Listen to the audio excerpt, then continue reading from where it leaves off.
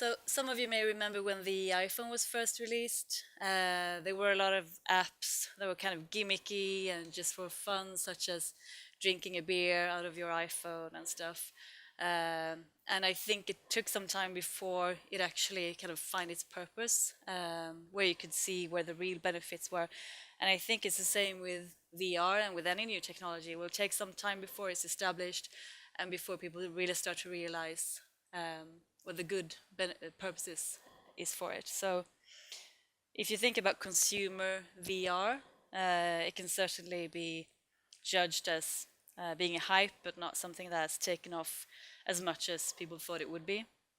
Reasons for this? Well, it requires a lot of space. So if you're going to use room scale Vive, for instance, you need an area of at least 3 times 3 meters to put up your lighthouses and to be able to walk around. And even if you can clear that space in your home, it needs to be clear like all the time when you're in the virtual world, because what if you have pets, kids who walk into the area, you may hurt yourself or hurt others. It's kind of inconvenient and bulky, kind of like 1980s mobile phones. And considering these drawbacks, it's been fairly expensive. Also, you can regard it as asocial, even if there are multiplayer experiences. When you're inside the virtual world, you're kind of shutting off your sight and your hearing to anything else outside you. So if somebody walks into the room, you won't be able to see them from the corner of your eyes as you can with other screens. And also, you won't bring a VR game into the bathroom like you can with a mobile game. So this is a Gartner hype cycle. And for those of you who may not be familiar with it, it represents the maturity, adoption, and social application of emerging technologies. So when there's some kind of innovation trigger at the beginning here, a new technology will kind of start to will kind of rise very quickly and reach what is called the peak of inflated expectations. So that's when everybody is kind of raving about it and there's a big buzz and hype and this will solve all the world's problems and whatnot. And after that, you see that things are not progressing as quickly as you were expecting, and it starts to fall down into what's called the trough of disillusionment. And then everyone is like, oh, that didn't work, that didn't take off, that was just a hype. But really, after this will hopefully come a kind of a correction where it starts to reach more slowly towards the slope of enlightenment and then the plateau of productivity. Very nice terms here. So we can see that it's really, if you adjust it for like the peak and the trough here, it could rise slowly like that. So this kind of illustrates that we tend to overestimate the effect of a technology in the short run and underestimate the effect in the long run. And virtual reality is here in the slope of enlightenment. However, if you paid attention, you see this is from last year, 2017. So if we look at 2018, it's gone already. And if you saw the last talk here for the new reality group with Sonja from Block Zero, she was mentioning this as well. But before I discuss that in greater detail, we can take a quick look at augmented reality. In 2017, it's almost all the way down in the trough of disillusionment. 1 year later, it has barely moved. And there's still the prediction of 5 to 10 years before it reaches mass adoption.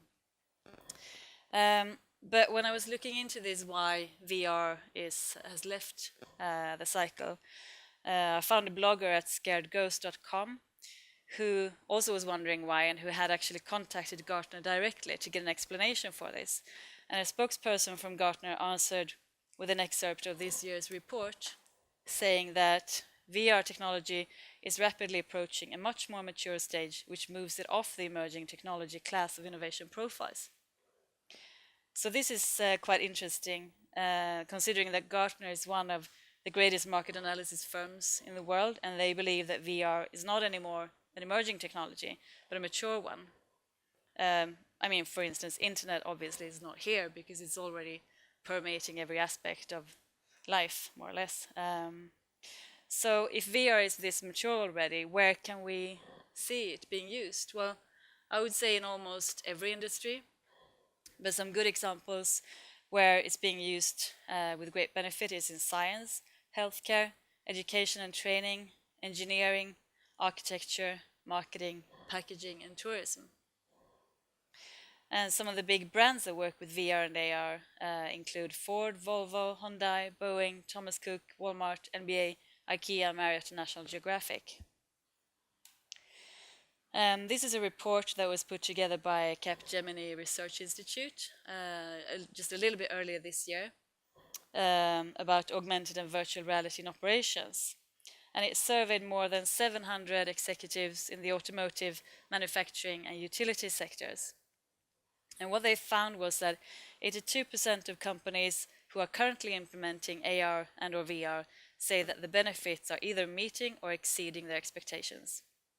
And some 46% of companies believe that the technology will become mainstream in their organizations within the next 3 years, while a further 38% think it will become mainstream in their organizations in the next 3 to 5 years. So that's all in all 84% within 5 years. That's quite a lot. And obviously, the vast majority of these companies are either already benefiting from its use or will start to implement it in the near future. So then you may ask yourself, why aren't we seeing this on a greater scale already in our life around us? Well, one reason may actually be that we're in Sweden, because believe it or not, but Sweden, along with the Nordic countries, are lagging behind quite a lot in this survey. So here you see that the dark green, or it looks gray here in the picture, those numbers are for implementers, so companies who have already implemented large or small or large scale VR or AR projects, whereas the lighter green ones are the experimenters, which may have only developed a proof of concept or pilot or something like that. So obviously you won't be seeing that as much. So moving on to something different here, what is the best way of learning something? Well, this is a model put together by Edgar Dale, and it's called the cone of learning. And this shows the best ways of learning judged by how much is remembered afterwards. So when learning something through reading, after 2 weeks we tend to remember only 10% of that. 20% of what we hear, 30% of what we see, 50% of what we see and hear, 70% of what we say, and 90% of what we say and do. So doing the real thing is at the very base of this pyramid, whereas simulating the real experience is the next best thing. And in VR, that's a really, really great application for VR to provide training for people, because there may be scenarios that are very hard to replicate for training, because they may be risky, expensive, or even rare occurrences that kind of don't happen that often. So a couple of examples of that is, this is a VR simulation that teaches doctors how to treat infants in emergencies. So this is again kind of learning by doing. If they didn't have this kind of training, I guess they would watch films or read books and maybe practice on like plastic mannequins. But this will provide a much more immersive real-life experience, so that they will be better prepared for the real experience. And this is another training application by Industrial Training International, which shows a crane simulator. And this kind of really big and heavy machinery may be difficult to practice on, because you may not have access to a huge crane that you can use just for training. So that's another great purpose for VR. This is not a training experience, but is also useful for consumers who shop at IKEA. This is the virtual showroom by IKEA, where you can move around in a room and change the color or maybe texture of sort of furniture from IKEA and the color of the walls. Also, you can change the lighting so that you have daylight or night light to be able to see what it looks like during different times of the day, and it will help consumers to make a more informed choice. So moving on to a couple of the cases that we have been working on in Divine Robot. This is VR hunting simulator that we developed for a company called Aimpoint here in Malmö, and they manufacture red dot scopes for rifles. So they wanted to have a way of showing people how to interact with their products without necessarily having to bring them out into the woods and use real rifles. So this can be used at a trade show floor, for instance. So originally it was a marketing tool. We noticed, however, that it became more and more of a training tool because it's a correct simulation that is as close to reality as possible. So we had a couple of our developers who got their hunting license, and having only practiced, oops, iCloud problem. Okay. Yeah, so having only practiced in VR before and never been hunting or shooting in real life, they still scored really highly on the tests during the exam. So it really showed us that it's as good as it gets next to the real thing. And I'll just show a short video clip from that shows this product in a bit more detail.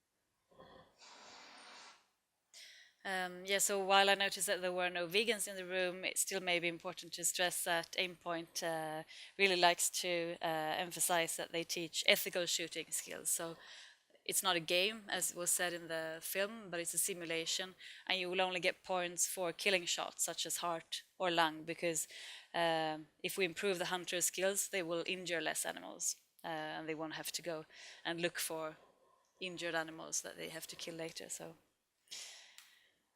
this is another application that we made for a company called Yara, and they manufacture fertilizers for field farming.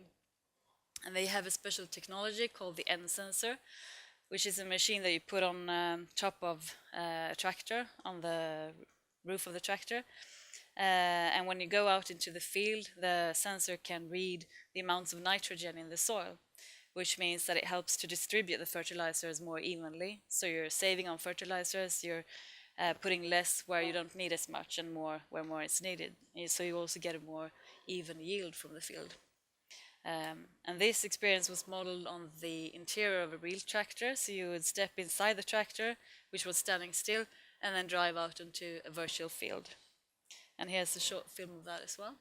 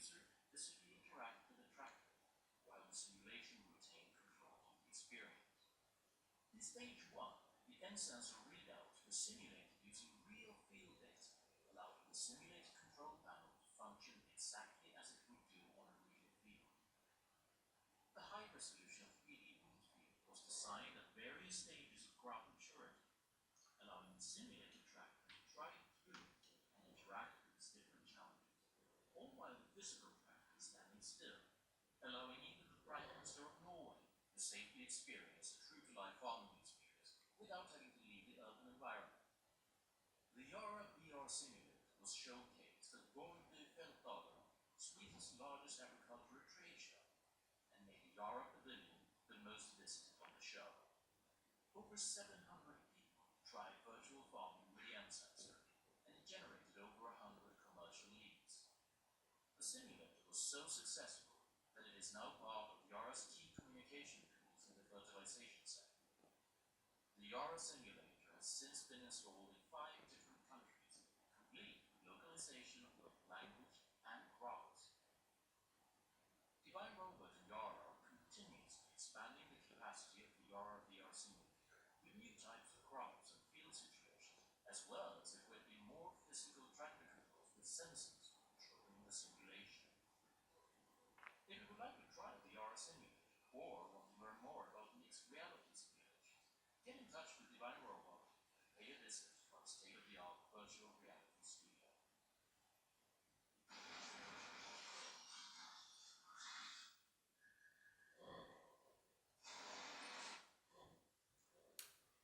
Okay, so moving on to the future.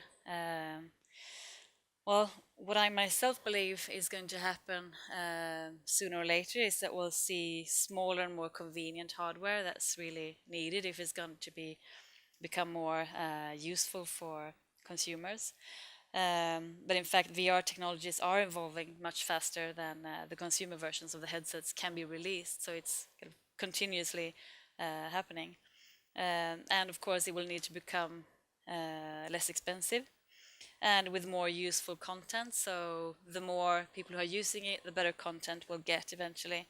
But I think in order for it to really kind of reach society on a deep level, it will have to fit in with other activities.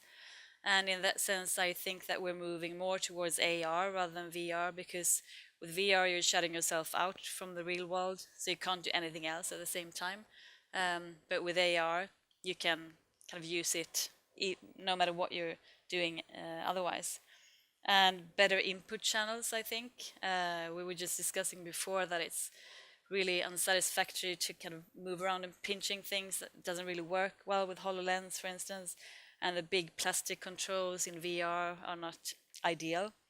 But there is a lot of research going on into, for instance, brain interface, so that there are devices who can read your brain waves, and eye tracking. The Swedish company Tobii works with eye tracking, and they're implementing it in VR headsets as well. So that will make for a much more intuitive way of using the software. But I think not only the content needs to be improved, but if we're looking kind of a bit further down the line, the whole world around us could become redesigned if we're using AR on a deep level. So, for instance,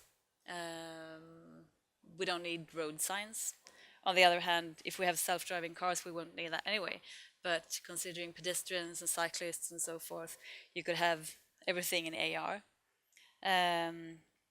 Also, I'm thinking things such as personalized shop windows of stores. Say that you walk past a branch of H&M, for instance. If you don't have kids, it doesn't make sense for you to see like all the kids' clothes on sale. But you could have something based on your personal profile that will be displayed instead through AR. Or navigation, such as this, for instance.